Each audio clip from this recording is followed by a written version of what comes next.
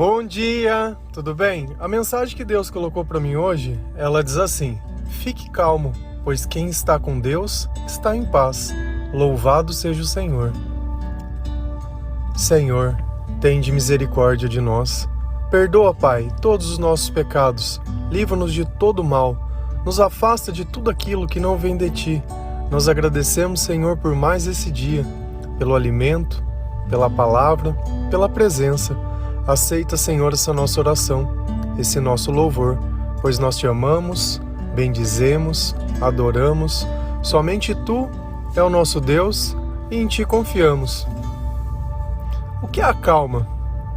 A calma é a certeza. Quando eu acredito que as coisas vão dar certo, eu não me importo com nada que eu posso ver ou com nada que está acontecendo, porque dentro de mim existe um sentimento de plenitude.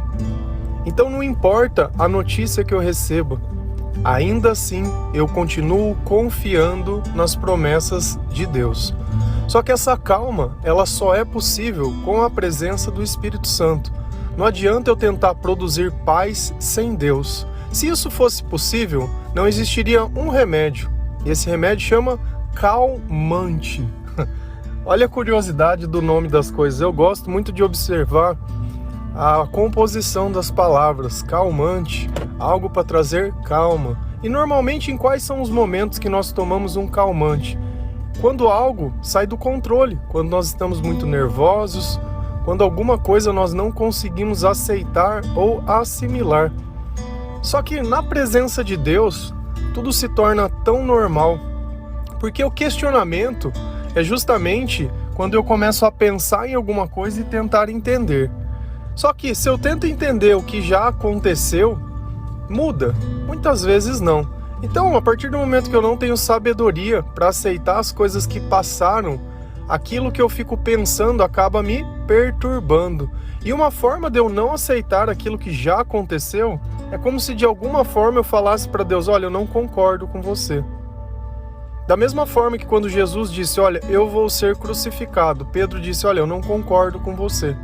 Nós vamos lutar pela sua vida. E Jesus disse para ele, falou: olha, arreda-te, Satanás. Essa é a forma de pensar dos homens.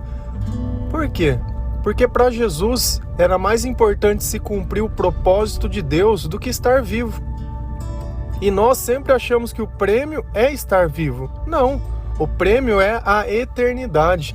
Essa vida, quando nós vivemos ao lado de Deus, nós vivemos ela em sintonia, em harmonia. Se eu fico observando as coisas e tentando adivinhar, e de alguma forma, nós sempre achamos que nós merecemos ser castigados. Isso é impressionante. Se a gente for pensar se algo vai dar certo ou errado, nós achamos que vai dar errado porque nós, de alguma forma, estamos pagando por alguma coisa e queremos dizer que Deus não se agrada conosco. Então aquilo é uma punição, né? Então, quando a gente vai lá em Lucas 8, versículo 25, a palavra do Senhor ela diz assim: ele se levantou e repreendeu o vento e a violência das águas. Tudo se acalmou e ficou tranquilo. Onde está a sua fé? Perguntou a ele aos seus discípulos. Amedrontados e admirados, eles perguntaram uns aos outros: quem é este que até os ventos e as águas dá ordens e eles lhe obedecem? Os discípulos estavam num barco. Esse barco estava no meio de uma tempestade. Jesus estava dormindo. E a partir do momento que eles começaram a ver aquela tempestade, eles começaram a se perturbar. E de repente eles acordam, Jesus diz: olha, estamos perecendo, olha o que está acontecendo aqui, você não vai fazer nada? Aqui começa o princípio de tudo. A gente querer acreditar que Deus está atrasado ou que Deus não tem o controle da situação e que de alguma forma nós precisamos alertá-lo. Tem orações que elas passam de uma forma tão assim, tão tola que vai contra a natureza de Deus. Deus ele é amor, Deus ele é misericórdia e Deus é justiça. E ele não tem essa natureza porque eu oro pedindo. Não, essa é a natureza dele. Então às vezes tem oração que nós fazemos que é tipo essa que Jesus olha para ele e fala: meu, o que está acontecendo aqui? Peraí, vamos pôr as coisas nos lugares aqui. O que está acontecendo? Porque primeiro ele demonstrou a autoridade que ele tinha. Então ele foi lá e mandou a tempestade se acalmar. Ó, quieta, vamos conversar aqui. Peraí que eles precisam me ouvir. E aí vem a pergunta, onde está a sua fé? E esse é o ponto em questão. A sua fé está dentro de você ou a sua fé está nos teus olhos? Porque se a tua fé está nos teus olhos, tudo muda o tempo todo. De repente, se você estiver ouvindo esse áudio pela manhã, tá de dia. Se você estiver ouvindo esse áudio à noite, tá de noite. Então não existe luz a não ser a elétrica que nós utilizamos. Então já é um tempo totalmente diferente. Se você está ouvindo esse áudio num dia que você está bem, de repente você vai sentir umas coisas. Se você de repente está triste, você vai sentir outras. Mas a mensagem ela é exatamente a mesma. Se chegou a você a tristeza, ou se os seus sentimentos de alguma forma eles sempre permanecem negativos, é justamente pela mesma razão que Jesus está perguntando: aonde está a sua fé? Porque a partir do momento que eu começo a acreditar mais no que eu vejo, que eu digo, acabou, não tem mais jeito e vai ter que ser assim, aceitar as coisas é um ponto em questão. Nós temos que aceitar tudo o que acontece. Porém, quando nós estamos em harmonia com Deus, quando Deus ele está dentro de nós, no nosso meio, né? Nos nossos pensamentos, dentro do nosso coração, no nosso falar, essa presença ela traz calma. Calma. E nota uma coisa que eu vou explicar para vocês que é muito importante. Quando Jesus fazia um milagre, ele sempre pedia para as pessoas para que elas não contassem. Adiantava? Não. As pessoas contavam para todo mundo e aquilo muitas vezes acabava trazendo problemas para Jesus, porque ele tinha que sair de uma cidade e fazer alguma coisa. Agora eu vou fazer uma pergunta. Você sabe como o diabo ele faz esse mesmo pedido para você? Ele coloca medo. Uma pessoa com medo, ela silencia. Nota que Jesus ele deu uma opção, olha, estou te pedindo, não conte. O diabo ele vai colocar uma punição. Olha, se você viu o milagre que eu fiz para você, né? Se você contar, eu vou mandar cair fogo na tua cabeça. Só que Jesus ele não usa da ameaça para usar da autoridade que ele tem. Nós temos que começar a prestar muita atenção. Jesus ele pede. O diabo ele vai pedir e vai colocar uma punição junto. Se você não fizer isso, vai ter essa consequência. E aí a gente começa a olhar quem é quem. Quem é quem em cada parte. E a gente sempre vai ficar admirado com o poder de Deus. Porque se eu acredito naquilo que Jesus fala, eu não iria me espantar se ele mandasse os ventos se acalmarem e o vento se acalmasse. Diferente dos discípulos, que eles estavam com Jesus, mas não tinham noção do poder de Jesus e de tudo que ele significava. Foi através do tempo que eles vieram reconhecendo. Nós muitas vezes estamos diante de um milagre, mas não conseguimos reconhecer porque nós somos incrédulos. E isso acaba atrapalhando todas as coisas. E o sentimento de medo, ele mostra justamente isso, que eu não estou em harmonia nem em comunhão com Deus, porque na calma não existe medo. Agora, a partir do momento que eu escuto aquilo que Deus me diz, eu creio na palavra de Deus, eu creio nas promessas de Deus, eu mudo meu comportamento para ficar semelhante ao de Deus, eu coloco a oração na minha vida, eu leio a palavra de Deus, sabe? Eu tento fazer tudo totalmente diferente da vida que eu vivia antigamente. Isso não quer dizer que eu vou ser perfeito nem melhor que ninguém, porque eu me medi. Na verdade, quando a gente caminha para o céu, a gente caminha junto. Quem está caminhando para o inferno está caminhando junto. Então assim, nós não estamos competindo. Nós não estamos. Nós estamos indo juntos. Não é ninguém chegar antes de mim vai pegar a minha vaga. A minha vaga é minha, já está lá. Então não existe uma competição de melhor, de pior, não. A comparação que nós fazemos é a minha vida com a minha vida. Olha, o Gabriel antes do Senhor, como era? O Gabriel depois do Senhor, como é? Essa é a minha vida, antes de Cristo e depois de Cristo. Eu não comparo a minha vida com a vida de ninguém. Sabe, o meu testemunho tem que servir de combustível para que outras pessoas possam olhar e falar: olha, eu conheci o Gabriel antes de Jesus e eu conheci ele depois. Realmente, alguma coisa mudou. Por isso que eu falo, o nosso testemunho ele é muito importante. Nós somos a primeira Bíblia que todo mundo lê. As nossas atitudes, as nossas palavras e tudo. Lá em Provérbios 1, versículo 33, a palavra do Senhor diz assim: mas quem me ouvir viverá em segurança e estará tranquilo, sem temer nenhum mal. Mas quem me ouvir, segurança. Nota que Deus ele não colocou em contexto mais nada, ele falou: me escute e acredite. E aí você vai estar tranquilo. Quando você precisa de uma notícia, você espera de quem? Você espera que a notícia chegue no jornal, você espera que seja um médico que te dê uma boa notícia, uma pessoa no teu trabalho. Geralmente a gente vive atrás desses gatilhos emocionais. O problema não é quando ele acontece, o problema é quando ele não acontece. Quando você esperava uma promoção, mas quem foi promovido foi outra pessoa. Quando você esperava um resultado, mas quem ganhou foi o outro. Quando a gente esperava que as coisas fossem do jeito que a gente queria, mas foi do outro jeito. Essa expectativa. Você sabe por quê? Porque eu pus um preço no meu tempo. Quer dizer que aquilo não vai acontecer? Não. Quer dizer que não é naquele instante. E eu deveria sofrer por isso? Não. Por quê? Porque não é a minha vida, não é os meus planos. Eu sou apenas um servo. O meu papel é servir. E enquanto eu faço isso, o Senhor, Ele me sustenta. Ele me dá paz, Ele me dá calma, Ele me dá alegria. Eu vivo em segurança, eu tenho proteção, eu fico em paz, me sinto feliz, me sinto alegre. Agora, se A ganhou, se B ganhou, se D ganhou, não, cara, é indiferente. Se ganhou e vai mudar, amém. O importante é que eu faça o que eu tenho que fazer no tempo que tenha que ser feito, que eu tenha um chamado e eu obedeça a esse chamado. E até lá, até acontecer o que Deus quer, nós estaremos louvando, adorando, confiando em segurança e em paz. A minha paz não vem do que os outros fazem, a minha paz é o Senhor. A minha tranquilidade é o Senhor. E nada vai abalar o meu espírito, nenhuma notícia ruim, nada. Porque eu sei que Deus cuida de mim. Essa é a certeza que você tem que ter dentro do teu coração. O Deus que é amor, que eu chamo de Pai, Ele cuida de mim. O Deus que eu creio, Ele me protege. Ele me ama. Na palavra de Deus, Ele fala, Ele trocaria nações por mim. Então Deus não é um Deus de ocasião, um Deus que se esquece, um Deus que dá as costas. Não. É totalmente diferente.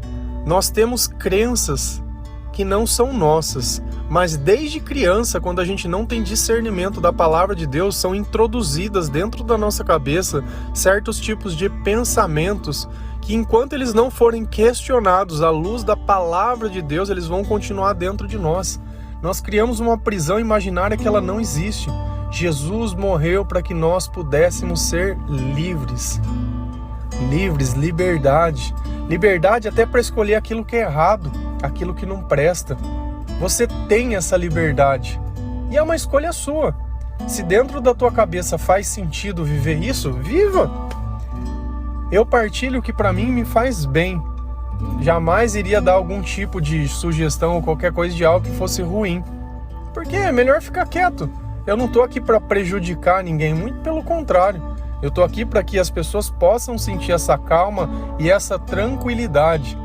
E é por tê-las, porque Deus participa da minha vida, que eu posso reproduzi-las. A boca fala do que o coração está cheio. Nesses últimos tempos eu tenho convivido e ouvido pessoas muito aflitas, sabe, com uma angústia, sem querer saber. Aquele que faz o errado, que tira vantagem do errado, para ele está tudo muito bem. Para ele, para quem rouba, quanto mais desprotegida tiver uma casa, melhor. Ele não está preocupado com quem mora lá dentro, ele está preocupado com o que ele vai pegar. Agora, quem mora dentro da casa, ele está ali aflito. Poxa, eles vão entrar na minha casa, vão invadir a minha terra, vão me proibir de orar para o meu Deus, eles vão perseguir as pessoas que defenderam os seus direitos. Essa é a diferença da coisa, mas eu tô calmo e eu tô tranquilo. Você sabe por quê? Porque eu acredito nessa palavra. Viverá em segurança quem me ouvir. Aquele Deus que deu ordem aos ventos e às águas, Ele está dando uma ordem dentro do teu coração agora. Tranquiliza, acalma-te Acalma-te. Onde está a tua fé? Coloca isso dentro do teu coração como se Jesus tivesse mandado ele acalmar e falar, onde está a tua fé? Se a tua fé está em Deus, você vai acreditar nisso que eu estou te dizendo. E é justamente isso. E você vai, às vezes pode falar, eu estou tentando, mas eu não estou conseguindo. Não tem problema. O que está faltando na tua vida? Oração. Conforme nós vamos orando e nos aproximamos mais de Deus e ouvimos a palavra, ouvimos pregações e louvores, ele vai... Vou partilhar com vocês, já disse em outros áudios, mas da época que eu era ateu, até eu acreditar em Deus, sem questionar, porque antes, quando eu pensava em Deus, quando eu comecei a me converter, ainda eu ficava naquela dúvida, será que existe? Será que existe? Será que não conseguia entregar a minha vida? Eu demorei uns 2 anos para que isso acontecesse. Nesses 2 anos eu ficava ouvindo a palavra, eu não me afastei de Deus pela dúvida, muito pelo contrário, eu tinha mais sede. Bom, Senhor, se é assim, me mostra mais coisa, me revela mais. E quanto mais eu fui pregando e mais eu fui falando, mais eu fui me convencendo. Não tem jeito da gente decorar alguma coisa se a gente não lê. Se você colocar eu em qualquer lugar, eu sei onde está qualquer coisa dentro da Bíblia. Posso muitas vezes não saber as palavras exatas, mas eu sei que tem, aonde está. Por quê? Porque eu leio todos os dias. Há anos que eu faço isso. Todos os dias. Então, para mim fazer esse áudio é só abrir a boca. Se eu encontrar alguém que eu precisar conversar e dar o meu testemunho, é só conversar. Eu já estou pronto, porque desde o começo o Senhor vem me preparando para o meu chamado. Então, tudo que eu passei na minha vida foi para esse instante. Sabe, e às vezes a gente não acredita em nós, sempre acha que a oportunidade vai estar com o outro, que o outro é melhor. E não, se Deus te escolheu para confiar, é você que Ele escolheu. E às vezes você olha a cidade que você está, o lugar que você está, a igreja que você está, e não se sente digna. Do mundo inteiro Ele não escolheu Israel, Ele escolheu um lugar, era o maior país, eram as melhores pessoas, eram os melhores guerreiros, mas eram os maiores adoradores. E é isso que a gente às vezes esquece, que Deus ele vai escolher onde está a adoração. E aí entra a última parte, louvado seja o Senhor. Eu tenho que louvar aquilo que Deus me faz. Se Deus me coloca em segurança, se Deus me dá tranquilidade, eu não recebo um louvor nem gratidão a Ele em nada. Em nada. Salmo 147, versículo 1. Aleluia! Como é bom cantar louvores ao nosso Deus. Como é agradável e próprio louvá-lo. Aleluia! Cantar louvores é o louvor, é a adoração. É você mostrar exaltação para Deus. Poxa, você pega uma música sertaneja, às vezes escuta chorando. Sabe, chora ouvindo música de saudade dos outros, mas não consegue abrir a boca para louvar o Senhor. Sabe, é tanta música secular que não leva nada a lugar nenhum. E você, ao invés de louvar e agradecer a tranquilidade de tudo que Deus faz e tudo que Deus é, sabe, eu não sei, às vezes a gente se perde em coisas tão bobas. Não existe melhor música. Eu tenho um CD gravado. Esse CD primeiro que eu fiz é um CD de rock romântico, tá? Eu falava de amor? Falava, porque pra mim o amor era uma pessoa. Eu não conhecia Deus quando eu fiz esse CD. Só que eu notei uma diferença. Depois eu fiz um outro CD e eu tinha 3 músicas que elas eram pro Senhor, louvores. Qual é a diferença entre uma música do mundo e uma música de Deus? Que quando as pessoas elas ouvem a música que é de Deus, elas se curam. Elas se comovem. Elas pensam em ser melhores. Enquanto o mundo me reforça aquele comportamento que me destrói. Vou beber até cair, vou não sei... É só isso que coloca... O louvor não. Ele me coloca em sintonia com Deus. Deus, ele olha eu cantando aquilo e fala, olha, que orgulho do meu filho. Você acha que um pai ou uma mãe, ela quer ter um filho que ele pode olhar e se orgulhar? Ou quer ter um filho que é um perdido? Que faz tudo errado, bocudo, que xinga, que só traz problema... Sabe, que rouba as coisas, que faz... Esse é o filho? Quem se orgulha disso? É só bandido. Bandido se orgulha de bandido, não adianta. É o que eu falo, quem é certo defende o certo, quem é errado defende o errado. É Deus defendendo o que é de Deus e o demônio defendendo o que é do demônio. Não adianta a gente olhar pra isso. Ai, coitado, não teve oportunidade. Ai, porque... Cara, não tem nada a ver. Caráter não é oportunidade. É berço. Vem de casa. Vem de casa. Você tá entendendo? É de casa. Porque não adianta a mãe ir para a igreja, não adianta fulano ir para a igreja, se na vida dele ele não vê, se a igreja fica na igreja.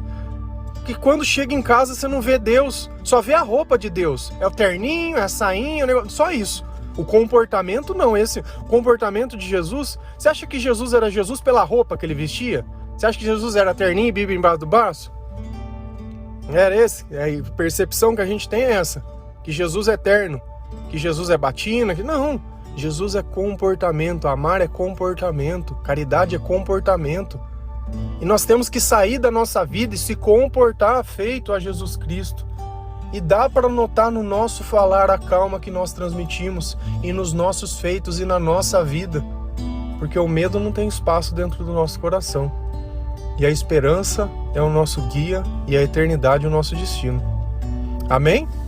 Que Deus abençoe cada um de vocês. Sinta a paz que somente o Espírito Santo pode dar. Continue confiando que ainda que o mundo inteiro tente mudar a tua opinião, como Deus diz na palavra, tem de bom ânimo, pois eu venci o mundo. Amém? Feliz a nação cujo Deus é o Senhor. A paz do nosso Senhor Jesus Cristo. Um bom dia.